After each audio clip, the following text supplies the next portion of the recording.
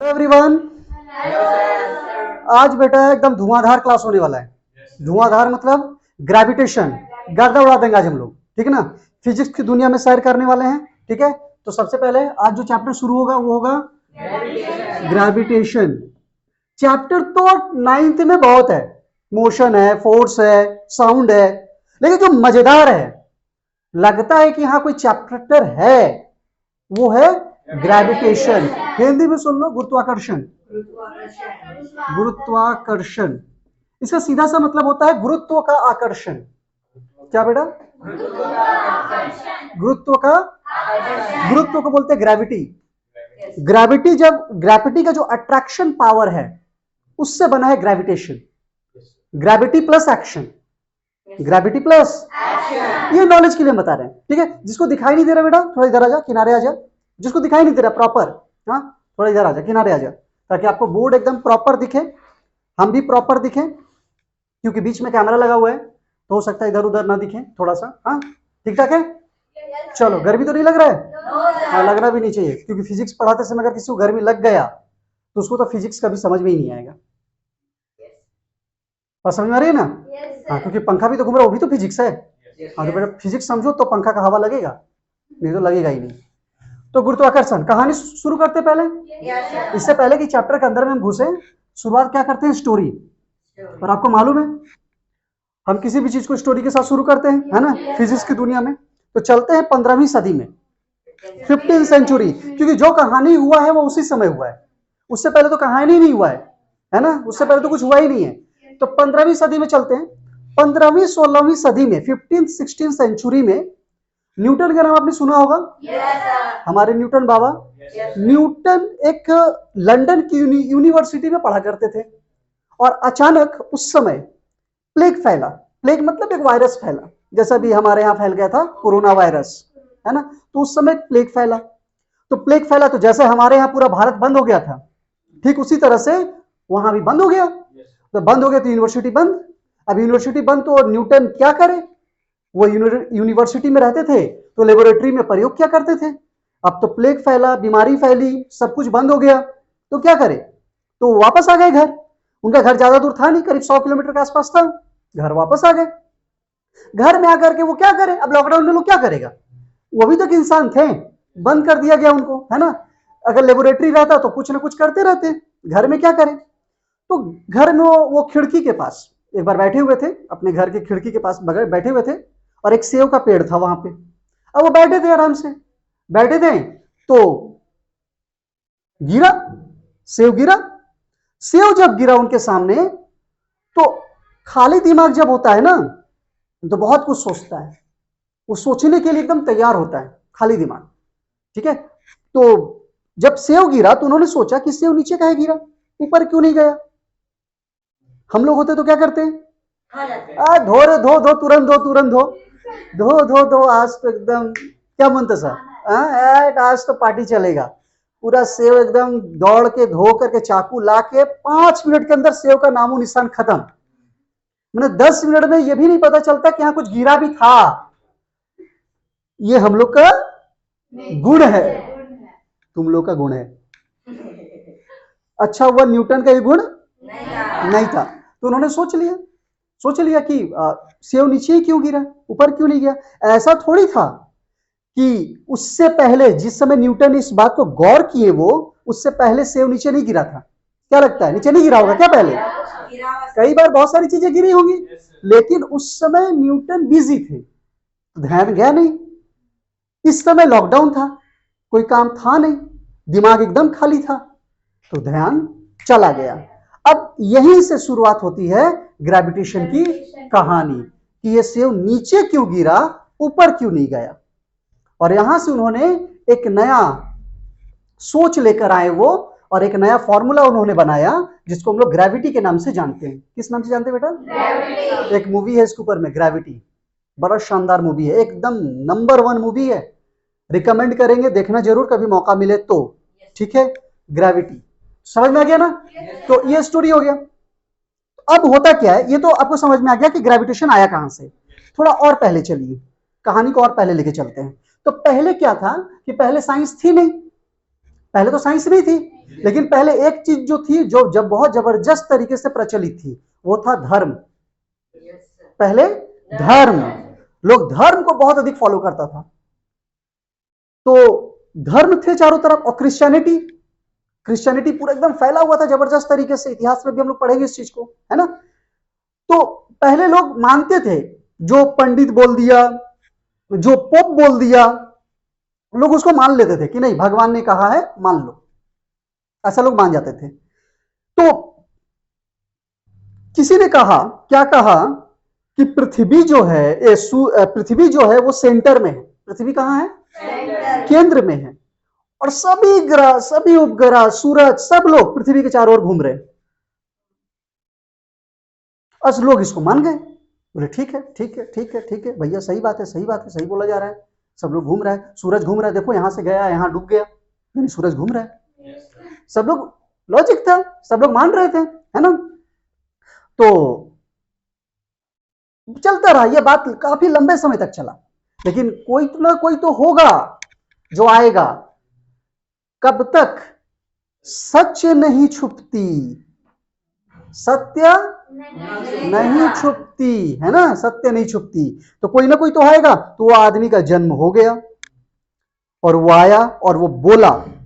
वो आदमी का नाम था कॉपरनिकस। क्या नाम था बेटा? कॉपरनिकस। तो पहला आदमी का नाम यहां लिखते हैं, फर्स्ट आदमी, क्या नाम है? कॉपरनिकस। कॉपरनिकस साहब आए, बोले ना ना, ये थ्योरी तो गलत है, ये थ्योरी तो गलत है। पृथ्वी घूमती है भाई, पृथ्वी सेंटर में नहीं है, और सूरज नहीं घूम रही है पृथ्वी के चारों ओर। हो क्या रहा है?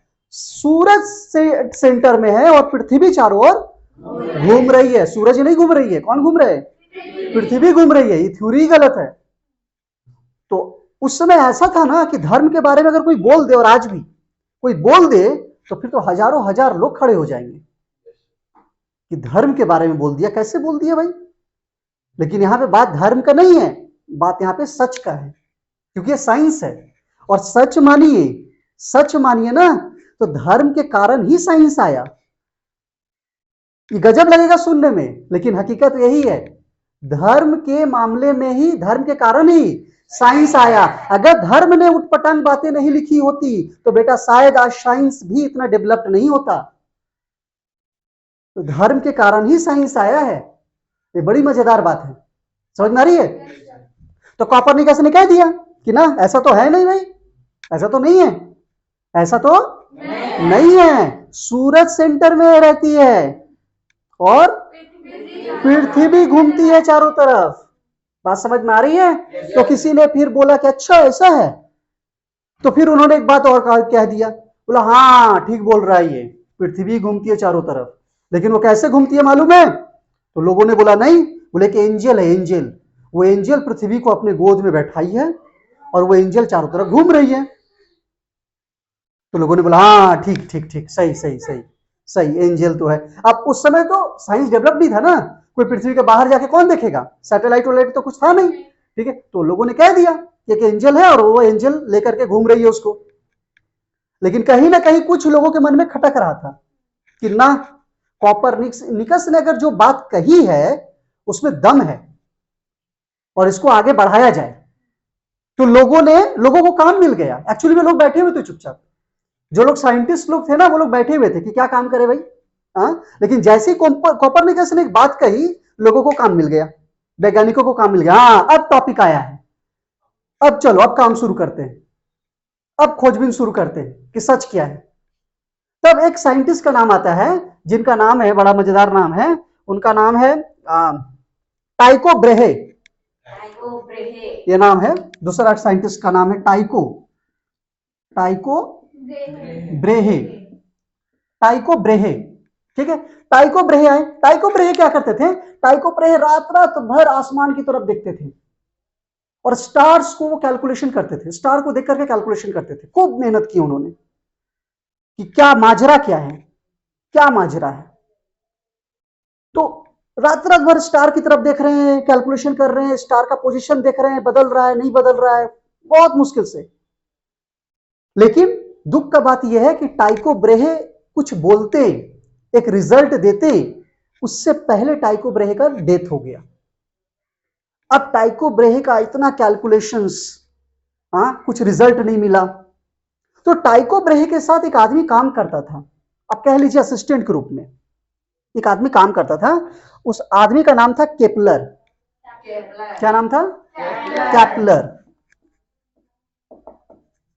कैपलर कैपलर ने क्या किया, चूंकि वो काम करता था तो मालूम था टाइको ब्रेहे क्या कैलकुलेशंस कर रहे हैं, वो कागज कहां पर रखा हुआ है, क्या मैपिंग है, सब कुछ। तो जब टाइको ब्रेहे का डेथ हो गया तो केपलर ने वो कागज को उठाया और उन्होंने तीन मोशन के तीन लॉज, मोशन के तीन लॉज उन्होंने लिख डाले और बोला कि देखो हम तो कर दिए प्रूफ। तो लोगों ने सवाल पूछा कि ठीक है भैया चलो मान गए कि पृथ्वी घूम रही है। तो मेरे पास भी कुछ सवाल है, पृथ्वी रुक क्यों नहीं रही है? घूम रही है तो लगातार घूम रही है ना, रुक क्यों नहीं रही है? रुक क्यों नहीं रही है? क्योंकि अगर आपको ठीक ठाक याद हो तो एक आदमी था, याद आ रहा है, जो बोला था कि नेचुरल टेंडेंसी होता है किसी ऑब्जेक्ट का। एरिस्टोटले ने कहा था कि किसी भी ऑब्जेक्ट का एक नेचुरल टेंडेंसी होता है कि वो रुकेगा। तो भैया के एरिस्टोटले ने तो बोल चुका था। तो लोगों ने सवाल कर दिया कि बताओ ये रुक क्यों नहीं रही है। लेकिन केपलर जवाब नहीं दे पाए। क्यों नहीं जवाब दे पाए? क्योंकि एक्सपेरिमेंट उन्होंने किया ही नहीं था। एक्सपेरिमेंट तो किया था टाइको ब्रेहे ने, और केपलर ने उस एक्सपेरिमेंट का इस्तेमाल किया। कहानी समझ में आ रही है? नहीं समझ में आ रही है? मान लो हम नोट्स बनाए तो हमको मालूम है ना किताब में कहां पर कौन सा पॉइंट हम उठाए हैं, हमको मालूम है ना।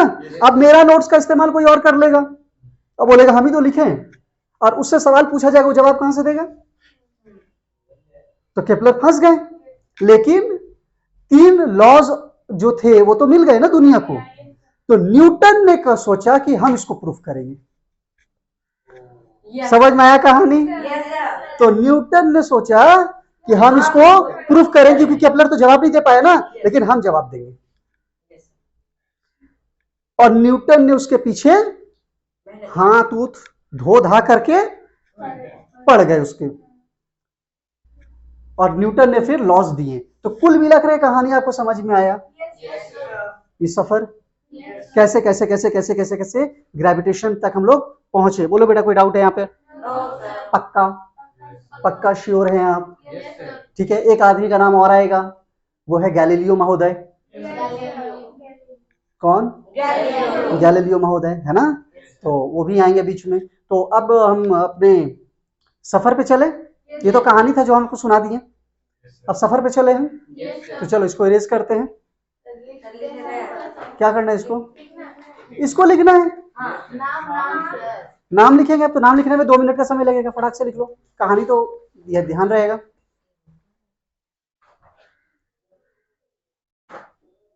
ताकि लोगों को लगे कि हम लोग स्किप नहीं कर रहे हैं, मिटाते हुए दिखाना पड़ेगा ना। क्या प्रियांशु? मिटाते हुए दिखाना पड़ेगा कि देख लो भाई स्किप नहीं कर रहे हैं। हाँ देखो, ऑनलाइन वालों एकदम आराम से पढ़ो बेटा, धूम धड़ाके से पढ़ो। ग्रेविटेशन एकदम मस्त चैप्टर है, और उम्मीद कर रहे हैं कि आपको समझ में आएगा। नहीं समझ में आएगा कमेंट बॉक्स में लिख देना, फिर से एक्सप्लेन करेंगे तगड़े तरीके से। और शेयर कर दियो, पूरा क्लास में शेयर कर दियो कि ग्रेविटेशन पढ़ लो। ठीक है, चलो आगे बढ़े। अब यहां से हम घुस रहे थोड़ा सा किताब में। ठीक है, अभी तक तो कहानी सुन रहे थे आप। तो यूनिवर्सल लॉ ऑफ ग्रेविटेशन क्या है बेटा? Universal law of gravitation. Universal law of gravitation. Universal law of gravitation. अब क्या है ये चीज यूनिवर्सल लॉ ऑफ ग्रेविटेशन? देखो सिंपल सा बात है। सिंपल सा बात क्या है कि दो मासेस, मास समझता ना, मास m1 m2 पहले भी बात हुआ है, द्रव्यमान। तो दो मासेस के बीच में जो फोर्स अप्लाई होता है, दो मासेस के बीच में जो फोर्स अप्लाई होता है उसको बोलते हैं ग्रेविटेशनल फोर्स। उसको क्या बोलते हैं? ठीक है, अब ये दो मासेस कौन? ये दो मासेस कोई भी मतलब मेरे और आप में भी लग रहा है ग्रेविटेशनल फोर्स, मेरे और इस स्टैंड में भी लग रहा है, मेरे इस पंखे में भी लग रहा है, मेरे इस धरती में भी लग रहा है, मेरे इस बैग में भी लग रहा है, मेरे इस किताब में भी लग रहा है। मतलब इस प्लैनेट में किसी भी दो मासेस के बीच में फोर्स अप्लाई हो रहा है। बात समझ में आ रही है? तो अब एक सवाल उठेगा कि सर अगर दो मासेस के बीच में फोर्स अप्लाई हो रहा है तो हम लोग चिपक कहीं नहीं जा रहे हैं। चिपकना चाहिए ना। दो फोर्स अगर अप्लाई हो रहा है तो हम लोग चिपक क्यों नहीं जा रहे हैं? बात समझ में आ रही है? एक फोर्स दूसरे को अट्रैक्ट कर रहा है, दूसरा फोर्स तीसरे को अट्रैक्ट कर रहा है। समझ में आ रही है? ये फोर्स इसको अट्रैक्ट कर रहा है, ये फोर्स इसको अट्रैक्ट कर रहा है, तो दोनों को चिपक जाना चाहिए ना। अरे यार, लेकिन हम लोग चिपक रहे हैं क्या? नहीं ना। हाँ, क्यों नहीं चिपक रहे हैं? इसका कारण है, इसका कारण यह है कि हम लोग दोनों फोर्स के बीच में एक बड़ा फोर्स है जो काम कर रहा है। हम लोग दोनों फोर्स के बीच में एक बड़ा फोर्स है जो काम कर रहा है, हमको पकड़ के रखा है, छोड़ नहीं रहा है। इस कारण से हम लोग चिपक नहीं रहे हैं, और वो है हमारा धरती माता। तो कौन है हमारा? माता। समझ में आ रहा है? ये धरती हम लोग को पकड़ के रखा है, तो चिपकेंगे कैसे? नहीं बुझाया? मान लो दो ऑब्जेक्ट में फोर्स हो रहा है, अट्रैक्शन वाला फोर्स है, एक इधर खिंचा रहा है, एक इधर खिंचा रहा है, ठीक है, और दोनों एकदम एक दूसरे से चिपकने के लिए तैयार है, लेकिन दोनों को एक पावरफुल फोर्स पकड़ के रखा है, तो चिपकेगा कैसे? चिपक लोग तैयार है, लेकिन वो उसको छोड़ ही नहीं रहा है, तो बोल चिपकेगा नहीं ना। पकड़ के रखा है ना दोनों को। बस उसी तरह से अगर हम प्रियांशु से नहीं चिपक रहे हैं तो इसका कारण कौन है? हमारे। हाँ, नहीं बुझाया ये चीज? बोलो किसको नहीं समझ में आया? समझ में आ रहा है? तो ये इसी को बोलते हैं कौन सा फोर्स? Gravitational force. ये कौन सा फोर्स है बेटा? एकदम एक एक कॉन्सेप्ट यहां घुसना चाहिए। यहां यहां समझ में आ रही है बात? यहां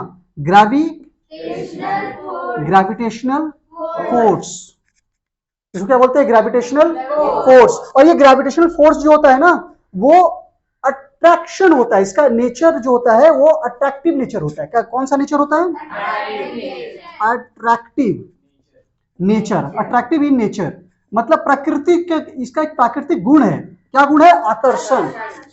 इसका प्राकृतिक गुण क्या है? मतलब ये एक दूसरे को खींचेगा, ये उसको खींचेगा, वो उसको खींचेगा, एक दूसरे को खींचेगा। समझ में आ रही है? तो किसी भी दो मासेस के बीच में फोर्स अप्लाई हो रहा है, मेरे और इस पंखे के बीच में भी फोर्स अप्लाई हो रहा है। इस बात को एकदम यहां घुसा ले। जब हम दो मासेस बोल रहे हैं मतलब कोई भी, एक कलम और इस मार्कर और मेरे बीच में भी एक फोर्स अप्लाई हो रहा है, लेकिन अगर ये दो लोग अट्रैक्ट नहीं हो पा रहा है तो इसका कुछ कारण है कि एक बड़ी फोर्स उस पर काम कर रही है। नहीं बुझाया? पक्का? चलो बेटा, बहुत बढ़िया बात है। तो और दूसरी बात ये तो एक होती है कि अट्रैक्टिव इन नेचर, नेचर में अट्रैक्टिव होती है ना, प्राकृतिक गुण है इसका। तीसरी बात, ये जो फोर्स लगती है ना, वो सेंटर टू सेंटर लगती है। क्या लगती है बेटा? Centre to centre. मतलब अगर ये कोई मास है तो इसका जो सेंटर होगा, ये मास, इसका जो सेंटर होगा, सेंटर टू सेंटर लगेगा। कहानी समझ में आ रहा है? माने फोर्स का जो मेन पॉइंट कहां से निकलेगा? सेंटर से। वो सेंटर को अट्रैक्ट करेगी। सामने वाले भी किसको अट्रैक्ट करेगा? सेंटर को। तो सेंटर टू सेंटर है ना, इसको सेंट्रॉइड फोर्स भी बोलते हैं। ठीक है, तो सेंटर टू सेंटर लगती है। सब समझ में आ रही है बात? कोई डाउट है यहां तक बेटा? पक्का? इसको मिटाए हम लिखना चाहेंगे, फटाक से लिख, जितना जल्दी, 2 मिनट से लेट नहीं होना चाहिए। उधर ही रखिएगा कैमरा।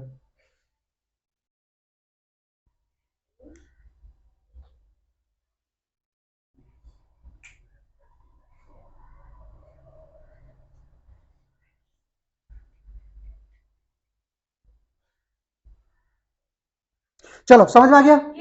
चलो बेटा, अब इसका मतलब क्या समझते हैं। देखो, एक तो चीज है कि जो फोर्स लग रहा है, मान लो ये एक मास है, ये एक मास है, ये M1 है, ये M2 है, इस पर एक फोर्स लग रहा है, इधर से एक फोर्स लग रहा है।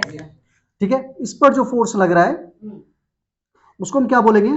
फोर्स 1 2 सिखाए थे इसको हम, फोर्स 1, 2 माने फोर्स 1 लग रहा है किससे, अगर इसको 1 2 मानेंगे तो, और इधर से क्या लगेगा फोर्स 2, 1, जैसे भी आपको मानना है मान लो, ठीक है। तो ये लिखने का तरीका होता है, तो खैर वो छोड़ दीजिए। तो ये जो फोर्स लग रहा है, पहली पॉइंट ये है कि ये फोर्स जो है नेचर में अट्रैक्टिव है, एक दूसरे को आकर्षित करेगी। दूसरी बात कि दोनों फोर्स जो है वो सेंटर टू सेंटर लगेगी, इसको बोलते हैं हम लोग सेंट्रिक फोर्स। क्या, कौन सा फोर्स, सेंट्रिक फोर्स। कौन सा फोर्स बोलते हैं बेटा, सेंट्रिक फोर्स, ठीक है, समझ में आ गई बात है। अब देखो मेन फंडा कि सर बृहस्पति ग्रह तो बहुत बड़ा है, पृथ्वी तो छोटा है, दोनों में तो फोर्स लग रहा होगा सर, तो पृथ्वी खिंचा के क्यों नहीं चला गया बृहस्पति ग्रह के पास। हाँ बेटा, मास ज्यादा था तो फोर्स भी तो ज्यादा होगा, तो क्यों नहीं गया, है ना, लॉजिक तो लगता है ना, लॉजिक लगता है। सेम कहानी बहुत सारी चीजों पे अप्लाई हो जाता है ना। चलो कॉन्सेप्ट को क्लियर करते हैं। कहानी सुनो बेटा, सुनो, इधर देखो आराम से, इधर फोकस यहाँ पे रहना चाहिए। शुरू करें हम। तो ये एक मास हो गया, ये दूसरा मास हो गया, इस पर एक फोर्स लग रहा है, इधर से एक फोर्स लग रहा है, ठीक है, फोर्स 1 फोर्स 2, ठीक है। अब ये सेंटर हो गया, ये सेंटर हो गया, और सेंटर टू सेंटर का डिस्टेंस हो गया r। क्या हो गया, r। सेंटर टू सेंटर का डिस्टेंस क्या हो गया, r। अब जो ये फोर्स लग रहा है, दोनों ओर जो फोर्स लग रहा है, फोर्स जो लग रहा है, ध्यान से कहां लिखे हम, यहां लिख दें, यहां लिख दें। देखो ये जो फोर्स लग रहा है, फोर्स मतलब दोनों तरफ से, इधर से जो लग रहा है और इधर से जो लग रहा है, दोनों का हम बात कर रहे हैं। फोर्स जो लग रहा है वो डायरेक्टली प्रोपोर्शनल होगा, m1 इंटू m2 का। आपको समझ में आया? डायरेक्टली प्रोपोर्शनल का मतलब वल्ले वल्ले, याद आ रहा है, वल्ले वल्ले एक बढ़ेगा तो दूसरा भी बढ़ेगा, यानी अगर मास बढ़ा तो फोर्स भी, बोलो नहीं समझ में आया, पक्का। अगर मास अगर बढ़ा तो फोर्स भी बढ़ेगा, समझ में आ रही है ना बात। इसका मतलब ये हुआ कि अगर बृहस्पति ग्रह बड़ा है, वजन ज्यादा है, मास ज्यादा है, तो फोर्स भी ज्यादा होगा, कोई शक वाली बात नहीं है, समझ में आ गया। लेकिन कहानी यहां है, अब कहानी आएगा, मेन कहानी यहां है, लेकिन इनवर्सली प्रोपोर्शनल है आर का, इनवर्सली प्रोपोर्शनल है आर का, और आर का मतलब होता है बेटा डिस्टेंस।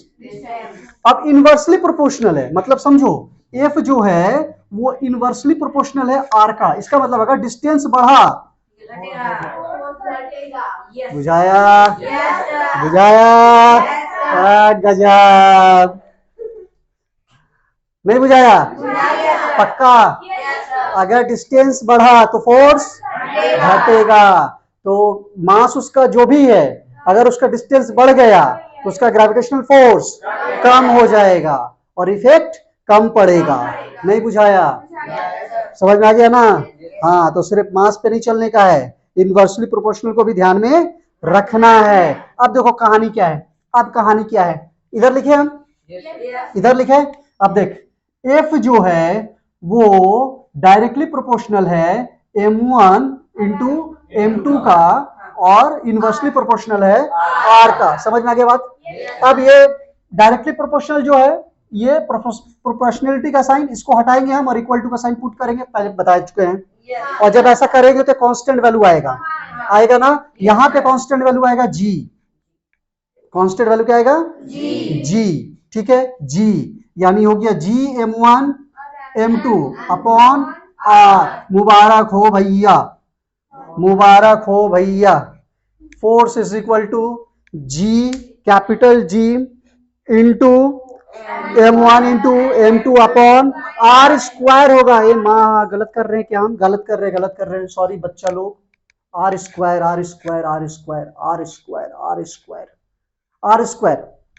क्या होगा, m1 into m2 upon r square, समझ में आ गया। तो f जो है वो डायरेक्टली प्रोपोर्शनल है m1 इंटू m2 का, और f जो है इनवर्सली प्रोपोर्शनल है r स्क्वायर का। क्लियर हो गया बात। तो प्रोपोर्शनल हटाएंगे, इक्वलिटी लाएंगे, इक्वलिटी लाएंगे तो कांस्टेंट का जरूरत पड़ेगा, पहले बता चुके हैं, बताएं कि नहीं बताएं हैं? तो वहां पे हम लोग के रखते थे, यहाँ पे क्या रखने का है, जी। बेटा इधर दिखा दे, इधर दिखा, इधर दिखा, इधर दिखा, हाँ, क्या रखने का है, G. G m1 into m2 upon R square. तो क्या निकल गया, फोर्स का फॉर्मूला निकल गया, फोर्स का फॉर्मूला। बोलो, इसमें कोई डाउट है बेटा? क्या आर स्क्वायर? कुछ नहीं, आर स्क्वायर कुछ नहीं, आर स्क्वायर, हाँ, दो मास है तो दोनों का आर होगा, बहुत सिंपल सा बात है, कोई दिक्कत नहीं है, आर स्क्वायर कॉमन चीज है। चलो तो इसको मिटा दे, लिखेंगे आप? चलो लिखो। तो हम लोग क्या कर लिए, हम लोग एक फॉर्मूला पता किए। फॉर्मूला क्या था, F is equal to G m1 m2, पता चल गया? ठीक है, G एक कांस्टेंट वैल्यू है, G का वैल्यू होता है 6.67 इंटू 10 टू द पावर -11।